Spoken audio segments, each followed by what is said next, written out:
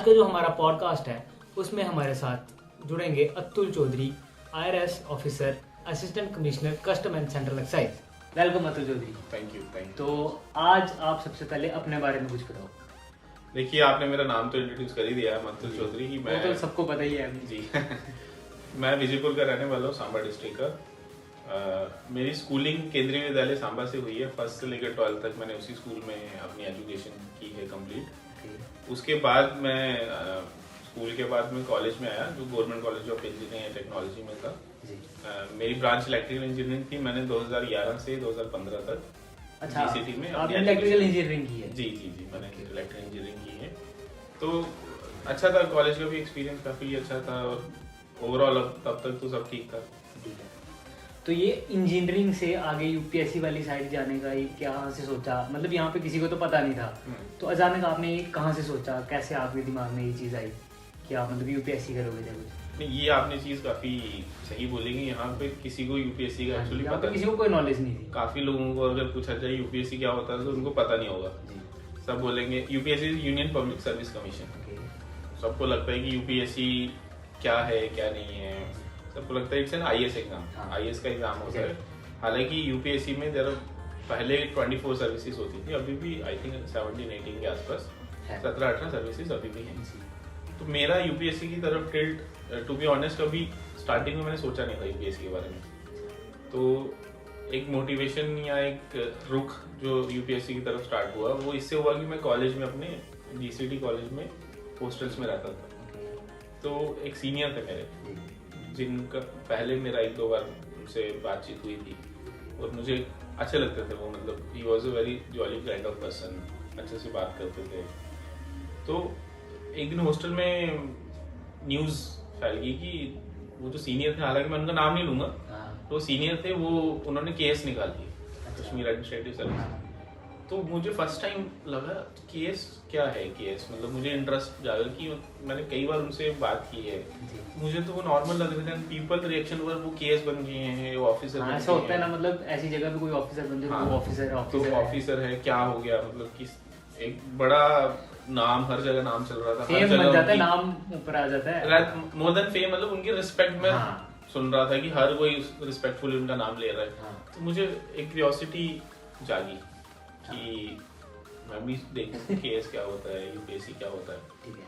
तो मैंने फिर सर्च करना स्टार्ट किया। तो मैंने इंटरनेट पे सर्च किया, मैंने लोगों से जानने की कोशिश की।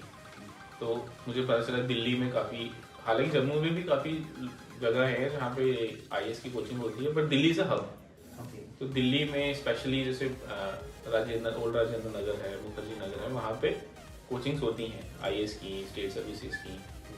तो मैंने डिसाइड किया कि after my graduation I will go there and मैं प्रिपेयर करना स्टार्ट करूँगा। तो ऐसा कोई, मैं स्टार्टिंग से मेरा कोई प्लान नहीं था। इट जस्ट प्रॉम्प्ट एक मोटिवेशन आया कि लेट्स ट्राई क्या होता है। और ये काफ़ी चैलेंजिंग भी था मेरे लिए, क्योंकि अपना इंजीनियरिंग की फील्ड छोड़ के एक अलग ही सब्जेक्ट्स में जाना, एक अलग ही फील्ड चूज करना रिस्की था, बट मुझे लगा कि मुझे वो रिस्क लेना चाहिए। मतलब ये तो इंजीनियरिंग से बिल्कुल ऑपोजिट है, क्योंकि मैंने अपना ऑप्शनल भी इंजीनियरिंग नहीं रखा था। My optional was public administration. तो मुझे लगा कि ऑब्वियसली रिस्क तो है, बट रिस्क नहीं तो फिर नाम नहीं होगा। तो उस तरीके से मैंने UPSC का दिल्ली में गया और UPSC प्रिपरेशन करना स्टार्ट किया। तो जैसे कि आपने कहा कि आप दिल्ली गए, ठीक है, वहाँ पे जाके उस टाइम पे जब आप न्यू गए वहाँ पे, तो वहाँ पे आपने क्या क्या सिचुएशंस फेस की? कोई प्रॉब्लम या कुछ? जब दिल्ली में चला गया तो मुझे याद है, मैं 2016 मई 31 को मेरे प्रैक्टिकल कंप्लीट हुए थे GCT में, ठीक है। तो रिजल्ट पेंडिंग था भी 8 सेमेस्टर का। तो आई डिसाइडेड कि मैं दिल्ली चला जाऊँ। वाजीराम एंड रवि में मैंने फॉर्म भर दिया था और उनका एडमिशन का डेट मुझे मिला था 4 जून। तो हम लोग चले गए वहाँ पे, मैं एंड माई बोथ पेरेंट्स। वहाँ जाके पहली बार तो मैं दिल्ली में पहली बार गया हूँ। मुझे याद है मैं बचपन में एक बार गया था दिल्ली में 1 हफ्ते के लिए, बट ऑफिशियली रहने के लिए फर्स्ट टाइम मैं दिल्ली में जा रहा हूँ। तो दिल्ली का नाम सुना है कि Delhi is a capital city and Delhi this and that, but actual में वहाँ रहना और वहाँ पे एक्चुअली में सरवाइव करना वो डिफिकल्ट टास्क है। तो जब मैं वहाँ गया, वहाँ का एक हमने रूम देखा, पहले तो हम लोगों को यहाँ पे जिस तरीके की आदत है रहने की, वहाँ बिल्कुल ऐसा नहीं है। स्पेशली जो मुखर्जी नगर और ओल्ड राजेंद्र नगर है, वहाँ पे इतने कंपाउंड से छोटे छोटे से रूम्स आपको मिलेंगे जहाँ सनलाइट नहीं आती, जहाँ में भी ऐसा घर हो जहाँ पे कोई खिड़की ना हो। तो थोड़ा सा मुझे कल्चरल चेंज लगा, कल्चरल भी और मतलब सोशली भी काफ़ी चेंज मुझे लगा। और स्टार्टिंग में मुझे याद है कि मेरे को हेल्थ भी इशू आए थे, वॉमिटिंग के एपिसोड्स हुए थे, हेल्थ भी प्रॉब्लम आई थी, बट आस्ता आस्ता मुझे कॉप अप करना पड़ा। जो भी आपने मतलब फेस किया तो वो सब अकेले फेस किया उस टाइम पे आपने? अकेले ही फेस करेंगे ना, इनसे पेरेंट्स तो घर पे आगे छोड़ के चले गए थे आपको वापस? छोड़ के चले गए, मतलब मुझे तो रहना था ना। हाँ, तो मैंने मतलब बोला एडमिशन वगैरह हो गई थी, आप एडमिशन हो गई थी, रूम मुझे मिल गया था, रूम सेटअप कर गए थे पेरेंट्स। तो उसके बाद मुझे अकेला ही रहना था, सर्वाइव अकेला ही करना। वो तो है। तो धीरे धीरे मैंने अपनी क्लासेस लगाना स्टार्ट किया वजीराम की। थोड़ा सा एक शेड्यूल बना, फिर मेरा इवेंचुअली एक शेड्यूल बना। मुझे पता चला कि यूपीएससी होता क्या है। टू बी ऑनेस्ट मुझे यूपीएससी का कुछ आइडिया नहीं था, थोड़ा बहुत मैंने यूट्यूब वीडियोस में देखा था एंड उसके अलावा मुझे कुछ आइडिया नहीं था यूपीएससी होता क्या है। उसके लिए इसलिए मेरे लिए कोचिंग भी थोड़ा इम्पोर्टेंट होगी। तो फिर मैंने अपना कोचिंग करना स्टार्ट किया। मेरी 2 क्लासेस होती थी 2.5 घंटे की, तो टोटल 5 घंटे का मेरा शेड्यूल रहता था पूरा दिन। और फिर उसके बाद मैं घर पे आता था, फिर घर पे किस तरीके से पढ़ना है। एक तो मैं साइंस स्ट्रीम का स्टूडेंट रहा हूँ, तो मुझे हिस्ट्री, ज्योग्राफी, इकोनॉमिक्स ये पढ़ना पड़ा। फिर से एनसीईआरटी 6 क्लास की एनसीईआरटी पढ़नी पड़ी मुझे 12th तक। मुझे थोड़ा बेसिक अंडरस्टैंडिंग बनी, फिर क्या क्लास में चल रहा है मुझे समझ आना स्टार्ट हुआ। तो धीरे धीरे, और टू बी ऑनेस्ट मैं सोच के गया था कि मैं केस के लिए पढ़ रहा हूँ, नहीं सोचा था कि मैं आईएएस का एग्जाम दूंगा और क्वालिफाई कर जाऊंगा। बट वहाँ पर रह के मुझे लगा, कॉन्फिडेंस फील हुआ कि क्यों ना मैं कर सकता हूँ, मैं क्यों ना करूँ। तो उसके बाद फिर मैंने धीरे धीरे, जब मेरा 1 दिसंबर में, जून में मेरा कोचिंग स्टार्ट हुआ था, दिसंबर में जब प्रीलिम्स की टेस्ट सीरीज स्टार्ट हुई वाजीरामन रवि, तो मेरे मार्क्स ही नहीं आ रहे।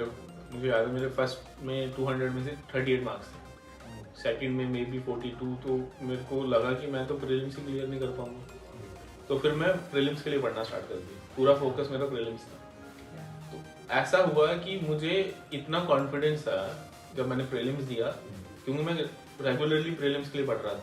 यूपीएससी में there are 3 stages, prelims, mains and interview. तो मैंने प्रीलिम्स का ही इतना पढ़ना स्टार्ट किया, क्योंकि जब मैंने जैसे आपको बताया मेरे मार्क्स नहीं आ रहे थे प्रीलिम्स टेस्ट सीरीज में। तो जब रिजल्ट आया, मैंने पहला अटेम्प्ट दिया अपना प्रीलिम्स का, रिजल्ट आया, मैंने रिजल्ट की पीडीएफ खोल के अपना रोल नंबर ही नहीं देखा, क्योंकि मुझे पता था कि मेरा इतने मार्क्स आ रहे हैं कि मैं क्वालिफाई कर जाऊंगा। अच्छा। और मैंने जैसे ही प्री दे के आया, 1-2 दिन का रेस्ट लिया, मैंने मेंस के लिए पढ़ना स्टार्ट किया। बट मैंने क्योंकि सिर्फ प्रीलिम्स के लिए पढ़ा था, मेंस के लिए मैंने कुछ किया ही नहीं था तब तक, तो मैं मेंस फर्स्ट अटेम्प्ट में क्वालिफाई नहीं कर पाया। तो फिर अगेन मैंने कोशिश किया सेकेंड अटेम्प्ट में। तो ये जो फेज था आपका, जब मतलब नहीं हुआ फर्स्ट अटेम्प्ट में, डीमोटिवेट भी हुए होंगे काफ़ी, किसी ने कुछ बोला भी होगा, बातें भी हुई होगी। हाँ। तो उस फेज को आपने कैसे हैंडल किया? मतलब जब मेंस का रिजल्ट आया और मेरा लिस्ट में नहीं था फर्स्ट अटेम्प्ट में, तो ऑब्वियसली बुरा लगा मुझे, डिमोटिवेटिंग था मेरे लिए। बट उस स्टेज में सबसे इम्पोर्टेंट था कि पेरेंट्स ने सपोर्ट किया। तो पेरेंट्स का कहना था कि तुझे क्या जो सपोर्ट चाहिए फाइनेंशियली, मेंटली, इमोशनली, तो हम लोग हैं तेरे साथ, तो दे अटेम्प्ट। तो वो एक पुश जो पेरेंट्स ने दिया वो काफ़ी हेल्पफुल था। तो मैंने जो, देखिए डिमोटिवेशन तो होता ही है, बट फेलियर से आपको सीखना होता है। तो मुझे ये सीखने को मिला अपने फेलियर से कि आपका जो वीकनेस है आप उस पर वर्क करिए। लाइफ में आपको कभी ना कभी हार्ड वर्क करना पड़ेगा कहीं ना कहीं पूछने के लिए। तो मैंने क्या किया, मैंने मेंस पे फोकस करना स्टार्ट किया। प्रीलिम्स की मेरी स्ट्रेटेजी लास्ट ईयर की बनी हुई थी, उसी पे मैंने कंटिन्यू किया। और मेंस में, ऑप्शनल में और जीएस में मैंने फोकस करना स्टार्ट किया और आंसर राइटिंग करना स्टार्ट किया। जो भी मेरा वीकनेस था, आंसर राइटिंग, टेस्ट सीरीज लगा ली। उसकी वजह से क्या हुआ, काफ़ी चीज़ें इंप्रूव हुई। कुछ लोग थे उन्होंने हेल्प भी किया, कोचिंग भी काफ़ी, जो कोचिंग की टेस्ट सीरीज थी वो भी उन्होंने भी काफ़ी हेल्पफुल किया मुझे। तो अल्टीमेटली क्या हुआ कि सेकेंड अटेम्प्ट में मेरा प्रीलिम्स भी हो गया, मेंस भी हो गया और इंटरव्यू भी हो गया, और सेकेंड अटेम्प्ट में इवेंचुअली मेरा सिलेक्शन हो गया। तो ये अगर मेरा फर्स्ट मेंस में मेरा फेलियर नहीं होता और मैं इंटरव्यू तक पहुंच जाता, तो शायद मैं सेकंड अटेम्प्ट में मेंस को इतना सीरियसली लेता ही नहीं। तो मुझे लगा कि यार हो गया ना, मैंने तो इतनी मेहनत नहीं की थी, हो गया तो शायद हो जाता है। तो पर अगर मैं फेल हुआ फर्स्ट अटेम्प्ट में, तो इसलिए मैंने सेकंड अटेम्प्ट में मेंस पे ज़्यादा फोकस किया जिसकी वजह से इवेंचुअली मेरी सिलेक्शन होगी। तो कुछ भी फेलियर है उसमें सीखने को हमेशा आपको मिलता ही है। हाँ exactly।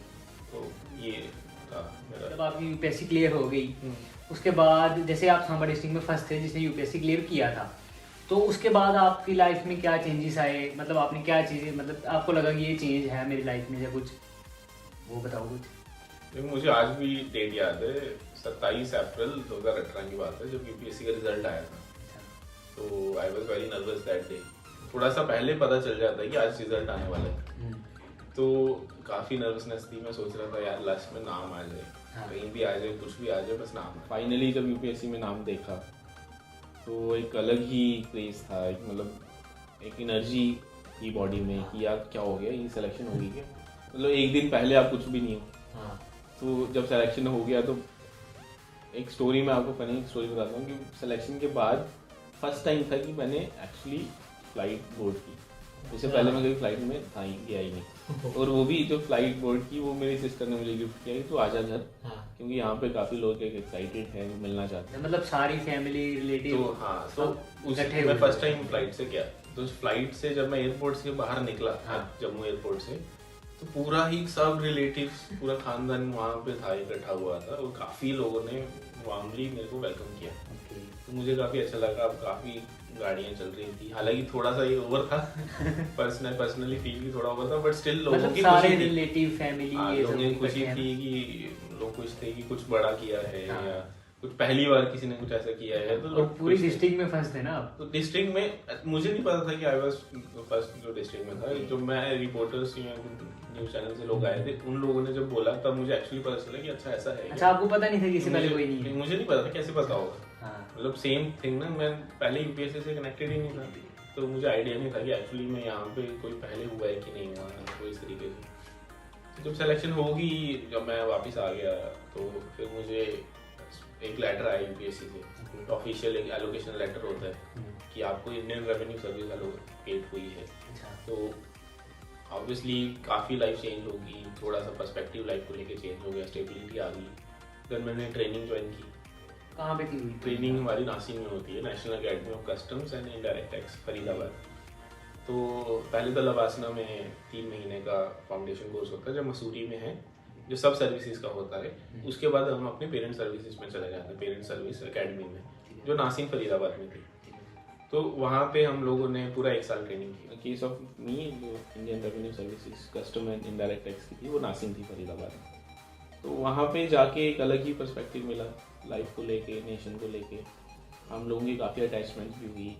ऑलमोस्ट पूरा भारत दर्शन हो गया, हर स्टेट में या हर दूसरी स्टेट में हम लोग के।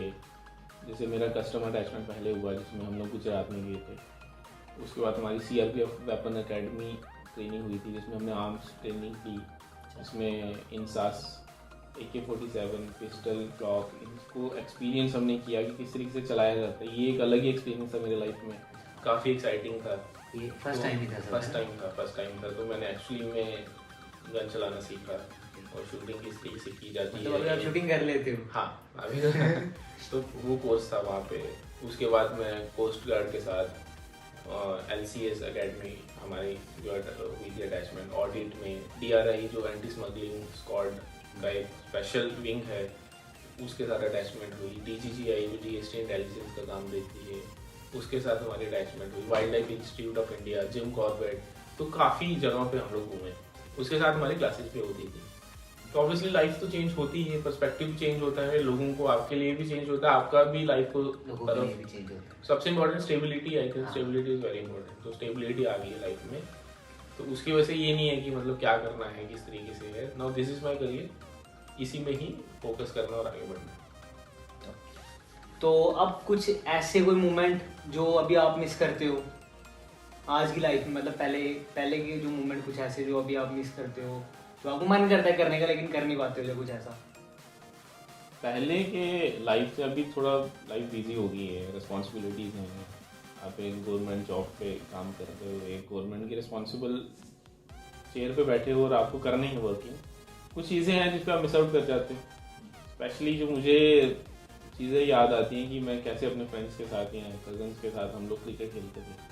मुझे काफ़ी अच्छा लगता है क्रिकेट खेलना। गली क्रिकेट?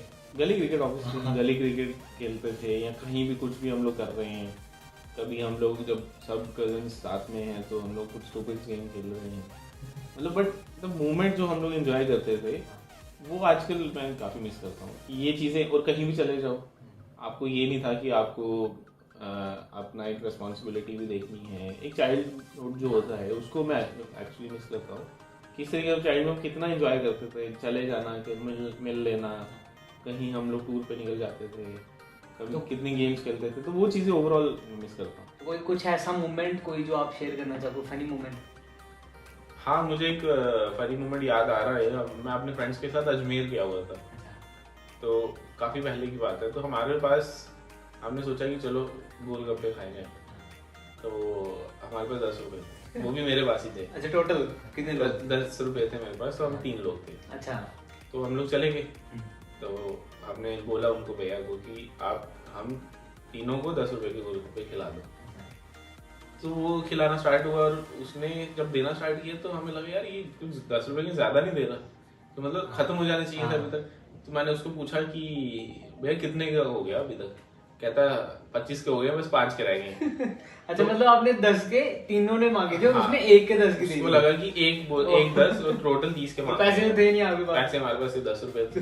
फिर उसको क्या, फिर हम लोगों ने उसको रिक्वेस्ट किया कि भाई हम तो 10 रुपए ही लेके आए हैं, हम लोगों के पास पैसे नहीं है। तो वो पहले तो मान नहीं रहा था, तो हम लोग थोड़ा डर गए कि क्या करेंगे अभी, बट इवेंचुअली फिर हम लोग ने मना के उसको निकल गया। अच्छा, मतलब 30 रुपए के गोलगप्पे 10 रुपए में खा लिए? नहीं, हमने 25 के खाए। 25 से 10 रुपए में खा लिए। दिए नहीं ना, फिर जब उसको पता चला कि हमारे पास 10 रुपए ही है। ठीक है, तो ये था।